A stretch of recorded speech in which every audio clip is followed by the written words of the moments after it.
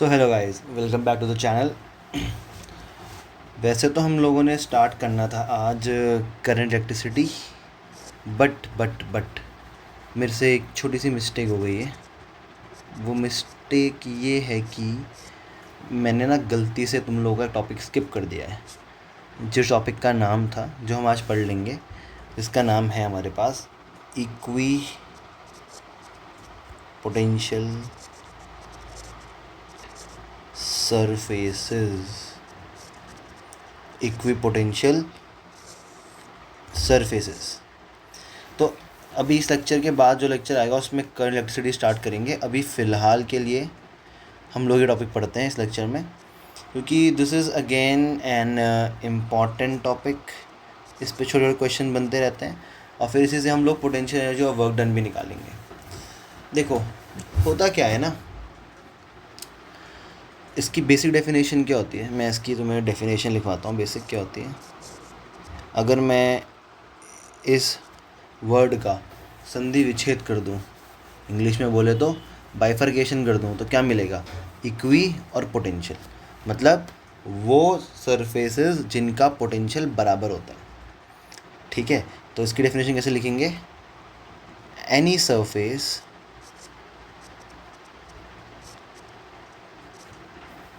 which has same potential at every point is called equipotential surface. मतलब वो surface जिसका potential हर एक point पे सेम रहे, उसको हम बोलेंगे इक्विपोटेंशियल सरफेस। एग्जाम्पल के तौर पे, अगर मान लो एक ये पॉजिटिव चार्ज है ऐसा, ठीक है, तो इस पॉजिटिव चार्ज की जो सरफेस बनेगी वो किस तरीके से बनेगी? वो कुछ इस प्रकार से बनेगी, जिसको हम ऐसे ड्रॉ करेंगे।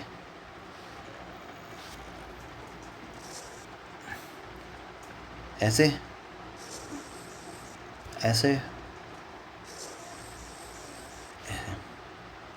ठीक है। तो इसका मतलब क्या है कि जो मैंने ड्रॉ किया है बीच में, ये पॉजिटिव के चार्ज के बाहर जो तुम्हें सर्कल दिख रहे हैं ना बहुत सारे, ये इसको रिप्रेजेंट कर रहे हैं। ये सर्कल्स है ना, ये रिप्रेजेंट कर रहे हैं किसको? इक्विपोटेंशियल सरफेस को, ठीक है। और इलेक्ट्रिक फील्ड कैसे बाहर जाएगी? इनसे ऐसे जाएगी बाहर। ये इलेक्ट्रिक फील्ड लाइंस ऐसे बाहर जाएंगी। तुमको ये डायग्राम अच्छे से याद करना है। तुमसे पूछते हैं, बस कुछ नहीं करना, तुम्हें चारों तरफ सर्कल बना देना है इक्विपोटेंशियल सरफेस में, और कुछ नहीं करना तुम लोगों को, ठीक है। अगर सरफेस हुई किसी डाइपोल की वजह से, मान लो ये तो हो गया, पहला हो गया पॉजिटिव चार्ज।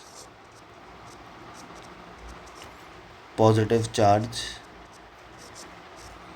की वजह से क्या सरफेस होगी? वो ये रही। अगर मैं बोलूँ कि एक सेकंड ले लेते हैं हम लोग, मैं बोलूँ एक डाइपोल है, तो डाइपोल की वजह से कितना हो जाएगा? ये पॉजिटिव चार्ज होगा डाइपोल का, ये नेगेटिव चार्ज होगा डाइपोल का। तो इससे कैसे जाएंगे इलेक्ट्रिक फील्ड?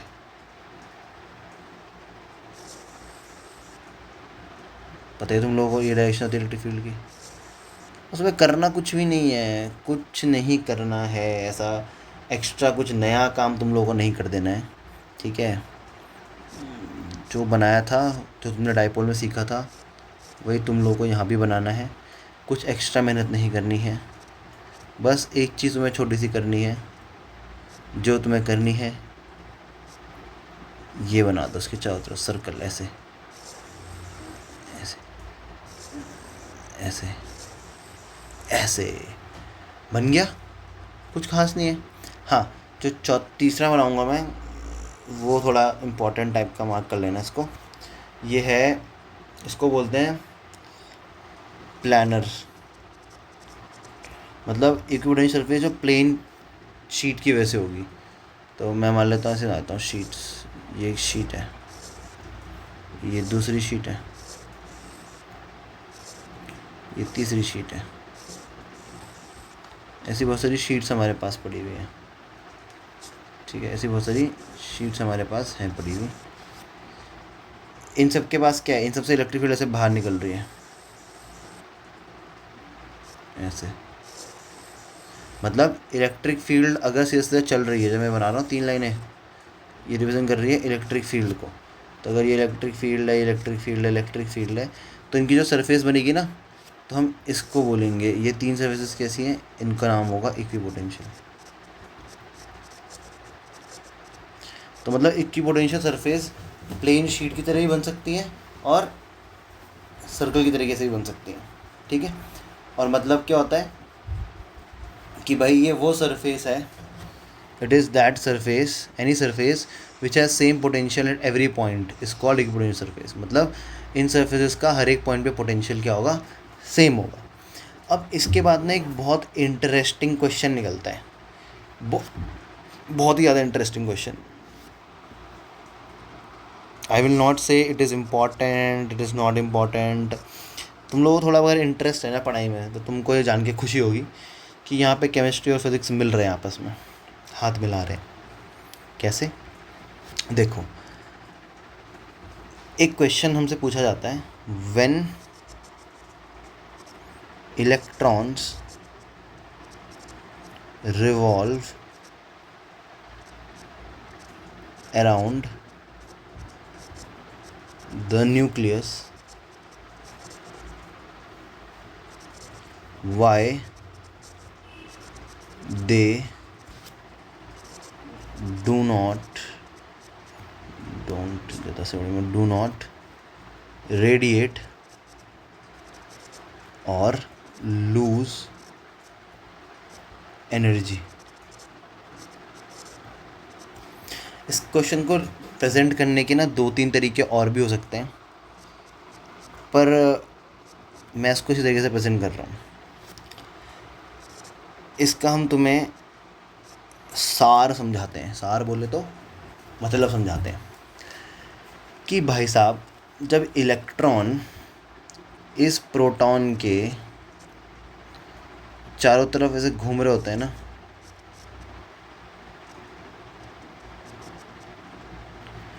तो उस टाइम पे, उस समय पे वो इलेक्ट्रॉन एनर्जी लूज़ क्यों नहीं करते हैं अपनी। देखो, जिसको क्वेश्चन समझ में आ गया बहुत बढ़िया, बल्ले बल्ले। जिसको समझ में नहीं आया, तुम लोगों ने रदरफोर्ड का नाम सुना है,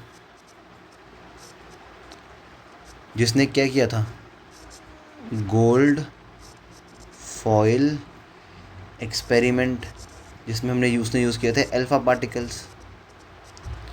सबको पता होगा, ये तो अच्छे केमिस्ट्री का पार्ट है ना ये। रदरफोर्ड ने गोल्ड फॉइल का यूज़ करके उसमें अल्फ़ा पार्टिकल बम्बार्ड करके हमें बताया था कि एटम ऐसा होता है, उसके बीच में एक पॉजिटिव चार्ज होगा और उसके चारों तरफ एक नेगेटिव चार्ज घूम रहा होगा, ऐसा होगा एटम, उसने बोला। भाई साहब, होगा तो, पर जब रदरफोर्ड ये थ्योरी लेके इसको अपने जो साइंटिस्ट होते हैं, जिस यूनिवर्सिटी में वो था, तो साइंटिस्ट लोग डिबेट करते हैं। जैसा डिबेट तुम टीवी में देखते हो ऐसा डिबेट नहीं, वो तो फालतू चीज़ होती है। डिबेट मतलब ये बंदा, ये रदरफोर्ड बंदा अपनी डिस्कवरी लेके गया है, अब इस पे होगा डिबेट, जो करेंगे बाकी साइंटिस्ट, रिसर्चर, वो डिबेट करेंगे इस पे। वो इसके अंदर के क्या ढूंढेंगे, फ्लॉज, जो ये मॉडल लेके आया है, क्या इसके अंदर कोई फ्लॉ है कि नहीं है। तो जब किसी एक साइंटिस्ट ने रदरफोर्ड से पूछा,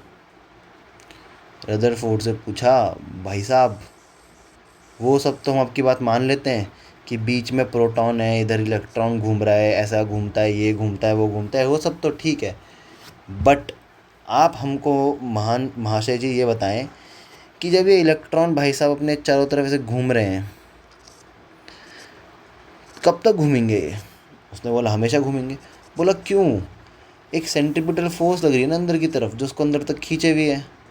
तो एक टाइम बाद तो इलेक्ट्रॉन थक जाएगा बेचारा, ये इलेक्ट्रॉन एक टाइम बाद थक जाएगा और घूमते घूमते घूमते यहीं गिर जाएगा। उसने बोला हाँ, हो सकता है, पर अगर ऐसा होता तो एटम एग्जिस्ट ही नहीं करता। और हमें कैसे पता है कि एटम एग्जिस्ट कर रहा है? क्योंकि भाई हम लोग हैं। अगर हम लोग ज़िंदा हैं, हम लोग सब चीज़ें बनी हुई हैं, इसका मतलब क्या है कि ये एटम एग्जिस्ट करने की थ्योरी तो गलत है। एटम तो एग्जिस्ट कर रहा है, मतलब ये चीज़ तो नहीं हो रही होगी। इलेक्ट्रॉन चक्कर तो काट रहा होगा चारों तरफ इसके, बट इसके अंदर नहीं गिर रहा होगा कभी भी। तो रदरफोर्ड भाई साहब ने इस चीज़ को प्रूव नहीं कर पाए कि ये एटम जो इलेक्ट्रॉन है ये इसके अंदर क्यों नहीं गिर रहा है, ऐसे पाथ को फॉलो करते करते करते करते करते। गिरना तो चाहिए था उसको, पर नहीं गिर रहा, और नेचर बता रहे हैं हमें कि नहीं गिर सकता। तो रदरफोर्ड के यहाँ पे ड्रॉबैक्स थे कि वो उसको समझा नहीं पाया। तो हम लोगों ने बचपन में पढ़ा था ना ड्रॉबैक्स और Rutherford model, J Thomson model, plum pudding वगैरह वगैरह पढ़े थे। तो वैसे ही ये भी था। अब इसको, जिसके ड्रॉबैक को किसने प्रूव किया था? ये साइंटिस्ट था Niels Bohr. Niels Bohr scientist ने किया था। उसने क्या बोला था कि इलेक्ट्रॉन एक स्पेशल टाइप के ऑर्बिट में रोटेट करते हैं, रिवॉल्व करते हैं। इन ऑर्बिट को उसने बोला था डिजनरेट ऑर्बिट या डिस्क्रीट ऑर्बिट, मुझे याद नहीं अच्छे से, डिजनरेट ऑर्बिट या डिस्क्रीट ऑर्बिट। जब वो इन ऑर्बिट में मूव करते हैं, दे डू नॉट रेडिएट या फिर लूज एनी एनर्जी। उसने तो ये बोल के छोड़ दिया, बट हमसे क्वेश्चन में कहाँ पूछा है बाबू? ये पूछा है कि भैया जी जब इलेक्ट्रॉन रिवॉल्व करता है न्यूक्लियस में तो ये क्यों एनर्जी रेडिएट नहीं करते हैं या फिर लूज़ नहीं करते हैं? भाई एनर्जी लूज़ नहीं करेगा तो नहीं गिरेगा गड्ढे के अंदर, चलता रहेगा हमेशा। तो समझाया तो नील बोर ने भी नहीं था, उसने बोल दिया था। अब इसको हम समझाएंगे तुमको कि ऐसा क्यों हुआ। देखो देखो बाबूजी, बहुत ही सिंपल और सरल इसका सॉल्यूशन हमको मिलेगा। क्यों मिलेगा? पहले हम तुम्हारे लिए एक एटम का प्यारा सा डायग्राम बना देते हैं। और भाई टाइम लगता है चीज़ें समझने में। Good things take time and better things take more time. हाँ हाँ, मतलब अच्छी चीज़ें होने के लिए थोड़ा समय मांगती हैं। अगर तुमको कोई कंसेप्ट समझना है तो तुम वन शॉट में नहीं समझ सकते जब तक तुमने उसको पहले ना पढ़ा हो। हाँ, तुम रिवाइज कर सकते हो किसी वीडियो को वन शॉट में, मैराथन देख सकते हो, यूट्यूब पे कुछ भी देख सकते हो। बट अगर तुमको स्टार्टिंग से कंसेप्ट में डीप जाके पढ़ना है तो तुमको क्या चाहिए? डिस्कशन चाहिए टीचर के साथ। तुमको चाहिए तुम क्वेश्चन पूछो और हम आंसर करें, तभी तुम्हारे ज्ञान के द्वार खुलेंगे। उसी से तुमको ज़्यादा नॉलेज आएगी, तुम्हें जानने की इच्छा होगी। ठीक है, अब हमने एक एटम बना दिया। अब एक इलेक्ट्रॉन को ना अलग बनाते हैं, अलग कलर से। ये रहा इलेक्ट्रॉन, ये हमारे पास प्यारा सा इलेक्ट्रॉन है। ठीक है भाई साहब, ये इस पर घूम रहा है। ये पॉइंट ए से पॉइंट बी पे इसको जाना है। ठीक है, अब आ जाते हैं सबसे ऊपर पे। अच्छा भाई, पोटेंशियल क्या होता है? Simple potential, it is the work done in moving a unit positive test charge from infinity to a point in electric field. ये होता था ना, ये रहा पोटेंशियल। देखो पहुंच गया मैं धीरे धीरे बातें करते करते। पोटेंशियल, पोटेंशियल का फॉर्मूला हमने क्या पढ़ा था? ये पढ़ा था V is equals to W by Q naught, work done upon charge. इसी फॉर्मूले को मद्देनज़र रखते हुए हम लोग अपनी आगे की शिक्षा को ग्रहण करेंगे। ठीक है, मतलब इसी फॉर्मूले को ध्यान में रखते हुए हम इस क्वेश्चन को पेल देंगे। ये बोलना क्या चाह रहा है कि जो पोटेंशियल होता है ना, किसी भी का चीज़ का पोटेंशियल, वो होता है कि उस चीज़ ने कितना काम किया और उसका चार्ज कितना था। यहाँ पे चार्ज पार्टिकल क्या है? ये इलेक्ट्रॉन भाई साहब चार्ज पार्टिकल है। ठीक है, सपोज़ मैं मान लेता हूँ इनका पोटेंशियल कितना है, यहाँ पे पोटेंशियल इनका VA है, तो मैं लिख लेता हूँ VA मतलब पोटेंशियल एट पॉइंट ए। बहुत ही आराम से धीरे धीरे गाड़ी बढ़ाएंगे हम आगे अपनी। पोटेंशियल एट पॉइंट बी, बिल्कुल जी। अब मैंने यूँ किया, अगर मैं जानना चाह रहा हूँ कि उसको A पॉइंट से B पॉइंट तक जाने में कितना वर्क करना पड़ता है, कितना काम करना पड़ता है इलेक्ट्रॉन को एक पॉइंट से B पॉइंट तक जाने में, तो उसके पोटेंशियल में चेंज भी तो आना चाहिए ना चेंज। भाई इस पे पोटेंशियल अलग है, ऐसे पोटेंशियल अलग है, तो मैं बोल सकता हूँ ऊपर जो डेफिनेशन लिखी है मैंने कि भाई अकॉर्डिंग टू दिस जो चेंज इन पोटेंशियल होगा ना वही होगा हमारा work done upon charge. Charge का फॉर्मूला ये लिख लो। ये अब ये समझ में आ रहा है?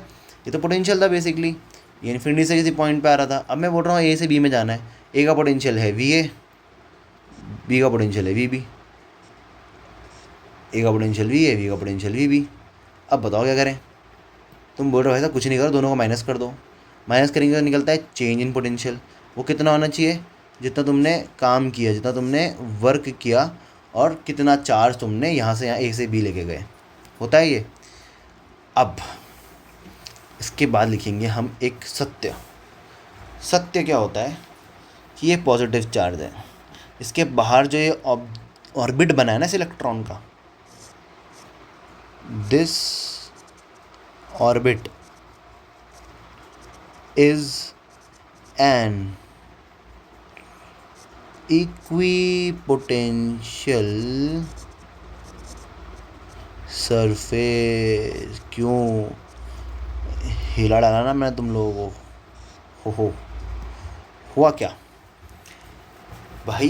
पॉजिटिव चार्ज रखा हुआ वो तुमने इससे पहले जस्ट अभी ड्रॉ किया। इक्विपोटेंशियल सरफेस क्या होती है पॉजिटिव चार्ज के लिए? ये तो भाई मैं बोल देता हूँ ना कि ये वो है, प्रोटॉन है, इसमें ये जो बना है ये ऑर्बिट है।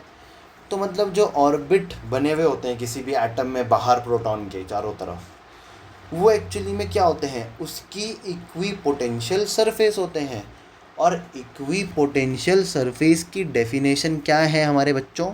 कि भाई at any surface which has same potential at every point. मतलब इस पूरे सरफेस में चाहे मैं A पॉइंट लूँ, चाहे मैं B पॉइंट लूँ, चाहे मैं C पॉइंट लूँ, चाहे मैं D पॉइंट लूँ, चाहे मैं E पॉइंट लूँ, चाहे मैं F पॉइंट लूँ, मैं कुछ भी पॉइंट ले लूँ, सब जगह पोटेंशियल आएगा सेम। जिससे हमें पता चलता है which implies therefore hence, क्योंकि तुम बोलना चाहो जो VA होगा it should be equals to VB। समझ आई ना बात बच्चों? VA is equals to VB हो जाएगा। अब इस VA इक्वल टू VB को उठा के यहाँ पटक दो, कितना आ जाएगा? VA minus VB is equals to W/E। मैंने फिर से गलती कर दी, तो यहाँ पे हम लिख देंगे VA माइनस VA, कितना हो गया? 0। तो मतलब कितना आ गया? W/चार्ज इज इक्वल्स टू 0। चार्ज को मल्टीप्लाई करने के लिए भेज दो 0 से, तो W के लिए कितनी आ गई? 0। इस W की वैल्यू 0 आने का तात्पर्य, इस W की वैल्यू 0 आने का मतलब क्या होता है कि भाई no work is done, no work is done. पर बोलोगे भाई साहब हमें तो निकालना ही था, वर्क के बारे में तो कुछ पूछा ही नहीं था। हमसे तो पूछा था भाई कितनी एनर्जी रेडिएट करता है। अरे भैया जी, जब कोई इंसान काम ही नहीं कर रहा है तो वो एनर्जी क्या कद्दू रेडिएट करेगा? इसका मतलब होता है नो एनर्जी इज लॉस्ट। इसका मीनिंग ही बबुआ ये होता है भाई तुम अपने घर में पड़े हुए हो, सोए हुए हो, लेटे हुए हो, मज़े से खाना खूना मिल रहा है तुम लोगों को, तुम्हारी एनर्जी लॉस हो रही है क्या कहीं? कुछ नहीं हो रही है, मज़े से सोए हुए हो। सोए में काहे की एनर्जी लॉस हो रही है बे? ये इलेक्ट्रॉन A पॉइंट से B पॉइंट तक जाए, चाहे वापस कितना भी चक्कर काट ले, उसका पोटेंशियल, क्योंकि वो एक इक्विपोटेंशियल सरफेस के ऊपर चल रहा है, तो उसका वर्क 0 होगा हमेशा। अगर उसका वर्क हमेशा ज़ीरो होगा तो भाई वर्क अगर ज़ीरो है, नो वर्क मतलब नो एनर्जी। तुम्हें हम खाना नहीं देंगे तो तुम काम भी नहीं कर पाओगे। इसका मतलब क्या है कि without work there is no energy. काम नहीं करोगे तो एनर्जी रिलीज भी नहीं होगी, तो नो एनर्जी इज़ लॉस्ट। देखा बेटा, ये था तुम्हारा मेन कंसेप्ट। एक तरीके से समझ में आया। ये तुम्हारी प्रॉपर्टी भी है और ये क्वेश्चन इम्पॉर्टेंट है। ठीक क्वेश्चन है ये, मैं बहुत इंपॉर्टेंट बहुत कम इंपॉर्टेंट भी नहीं बोलूँगा, पर तुम देखो ये ऐसे अप्लाई होती हैं चीज़ें अलग अलग टाइप से। ठीक है, और अब हम बढ़ते हैं नेक्स्ट प्रॉपर्टी की तरफ। अब प्रॉपर्टीज़ पढ़ लेते हैं ना इसके। अब थोड़ा फास्ट आगे चलते हैं वीडियो का। चलो भाई, properties. Properties of what? Properties of equipotential surface.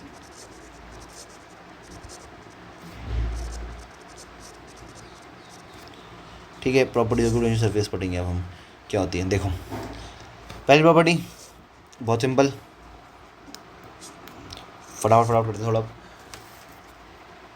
पहली प्रॉपर्टी क्या होती है? अभी हमने जस्ट तुम्हें क्वेश्चन कराया जो ऊपर, उसमें क्या प्रॉपर्टी आई तुम्हारी कि भाई no work is done, no work is done in moving a test charge over an equipotential surface. अब ये बोलना कैसे, मार हो गए, क्योंकि भाई साहब इक्विपोटेंशियल सरफेस के ऊपर चलने से कोई वर्क डन ही नहीं होता। करा दिया पूरा तुम लोगों को मैंने। हाँ, जब क्वेश्चन का सोल्यूशन लिखवाया ना मैंने, तो पूरा तुम्हें ऐसे ही लिखना है एग्जाम में। इतने मार्क्स मिलेंगे तुमको ना इसमें। और क्वेश्चन 3 मार्क्स होगा तो टीचर 4 मार्क्स दे देगा और तुम अच्छे से लिखोगे तो। ठीक है। सेकेंड, द इलेक्ट्रिक फील्ड, मैं लिखवा रहा हूँ, उसको याद करते हुए चलना है। Electric field is always at right angles to the EP, equipotential surface. ये देखो राइट एंगल बना ही रहा है, ये 90 डिग्री हमेशा राइट एंगल बनाएगा। इक्विपोटेंशियल सरफेस ये वाली है, इलेक्ट्रिक फील्ड ये वाली है। इक्विपोटेंशियल सरफेस ये वाली है, इलेक्ट्रिक फील्ड 90 डिग्री एंगल बनाएगा हमेशा। छोटी छोटी बातें हैं, गौर ज़्यादा नहीं करो उस पर। तीसरा, जो तुमने इलेक्ट्रिक फील्ड लाइन में पढ़ा था वो यहाँ भी लिखना है। No equipotential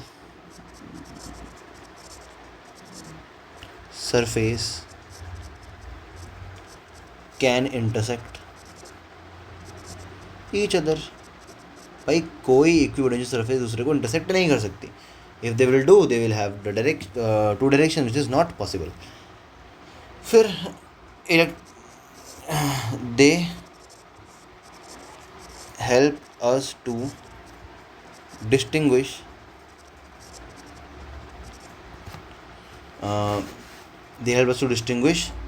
regions of weak and strong electric field. वो हमें हेल्प करते हैं वीक और स्ट्रॉन्ग इलेक्ट्रिक फील्ड को डिफ्रेंशिएट करने में। मतलब जिधर वीक इलेक्ट्रिक फील्ड होगी वहाँ इक्विपोटेंशियल सरफेस कम होगी, जिधर इलेक्ट्रिक फील्ड ज़्यादा होगी वहाँ सरफेस ज़्यादा होगी। ठीक है, तो ये 4 प्रॉपर्टी बहुत है, तुमसे 2-3 प्रॉपर्टी पूछी जाती हैं ज़्यादा से ज़्यादा। ये हम लोगों ने सबसे बड़ी प्रॉपर्टी ये वाली हम लोगों ने ऊपर पढ़ ली।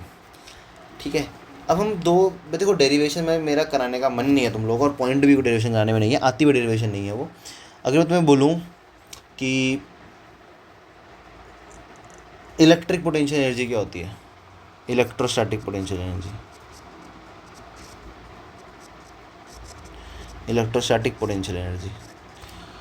पोटेंशियल एनर्जी के बहुत सारे टाइप्स होते हैं, एक टाइप ये भी होगा इलेक्ट्रोस्टैटिक पोटेंशियल एनर्जी। देखो होता क्या है ना, इसमें तुमको कुछ ज़्यादा दिमाग लगाने की ज़रूरत नहीं है। मैं तो इसका फॉर्मूला लिखवाता हूँ। U is equals to 1/4πε0 Q1 Q2 upon R। ये ब्रह्मास्त्र फॉर्मूला तुम लोग याद रख लेना। हम इस पे क्या करेंगे, we will do numericals on it. हम इस पे न्यूमेरिकल्स करेंगे। इस पर न्यूमेरिकल करने से हमारा क्या भला होगा कि मुझे फॉर्मूला और इसकी कंसेप्ट समझ में आ जाएगा। तो विदाउट इसको डेरिवेशन कराने से बजाय मैं तुम्हें इसमें न्यूमेरिकल करना ज़्यादा पसंद करूँगा। तुम इस फॉर्मूले को लिख लेना। न्यूमेरिकल की वीडियो बिल्कुल आएगी, अब तुम्हारी एक दिन में 2-2 वीडियो 3-3 वीडियो आएंगी, तो उसमें न्यूमेरिकल्स भी होंगे और टॉपिक भी चलता रहेगा आगे, वरना से तुम्हारा सिलेबस कभी ख़त्म ही नहीं हो पाएगा इस जन्म में, है ना। तो खैर अब हम करेंगे इसमें आगे एक और फॉर्मूला लिख देते हैं। उस फॉर्मूले को ही मैं तुम्हें सिर्फ लिखवा रहा हूँ और उस पर क्वेश्चंस कराऊँगा। इस फॉर्मूले का नाम है potential energy of an electric dipole when placed, ए भाई चल जा भाई, placed in an uniform electric field. कुछ नहीं बाबू, यूनिफॉर्म इलेक्ट्रिक फील्ड में डाइपोल को रख दिया, अब बोलो पोटेंशियल एनर्जी कितनी होगी। तो उस पर पोटेंशियल एनर्जी काहे टेंशन लेवत, क्यों टेंशन ले रहे हो, भोजपुरी बोल दिया मैं तो ज़्यादा आज। P cos theta 1 minus cos theta 2 और मनाओ छुट्टी। इस पे भी हम लोग क्या करेंगे, हम लोग न्यूमेरिकल करेंगे, हम लोग न्यूमेरिकल से इस टॉपिक को समझेंगे। ठीक है, हम लोग इस टॉपिक से न्यूमेरिकल को समझेंगे। कृपया करके आप हमारे साथ बने रहें इस घड़ी में। फिर हम लोग अब नए लेक्चर से, न्यूमेरिकल्स की वीडियो तो आएगी अब हम लोग करेंगे जो चैप्टर हमने तुमको प्रॉमिस किया था, वो प्रॉमिस हम अपना पूरा करेंगे। हम स्टार्ट करेंगे करंट इलेक्ट्रिसिटी। हेडिंग डाल के छोड़ देता हूँ ताकि मैं भी ना भूलूँ कि तुम्हें क्या पढ़ाना है। अरे भाई साहब कितनी गंदी लाइन खींच दी मैंने, कुछ शर्म कर लो भैया। हाँ ये देखो, ये होती लाइन। अब हम स्टार्ट करेंगे, चैप्टर का नाम है करंट, अच्छा लिख लेते हैं ना इसको फिर, करंट इलेक्ट्रिसिटी।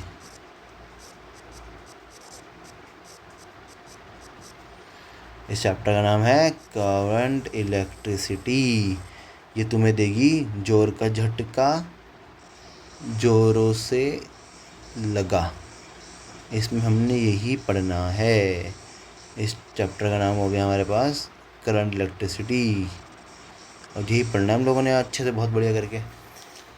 ठीक है, ये हमारा नेक्स्ट टॉपिक है लेक्चर का। तब तक के लिए पढ़ाई करते रहें। Concept is the key to your success. ठीक है, कुछ करना चाहोगे फिर उसके फील्ड में आगे बड़े होके, तो उसमें भी कंसेप्ट ही काम आएंगे कि 10वीं 11वीं 12वीं के कंसेप्ट बेस होते हैं। ठीक है, तो बाकी नेक्स्ट लेक्चर में मिलते हैं करंट इलेक्ट्रिसिटी स्टार्ट करके, और ये तो मैं तुम्हें बहुत बढ़िया करके पढ़ाऊँगा। ठीक है, बस तुम्हें इमेजिन करके मेरे साथ साथ चलते रहना है। Maybe I will use some videos, some animation, some photos to show you, practically तुम्हें समझाने के लिए। ओके, चलो बाय बाय।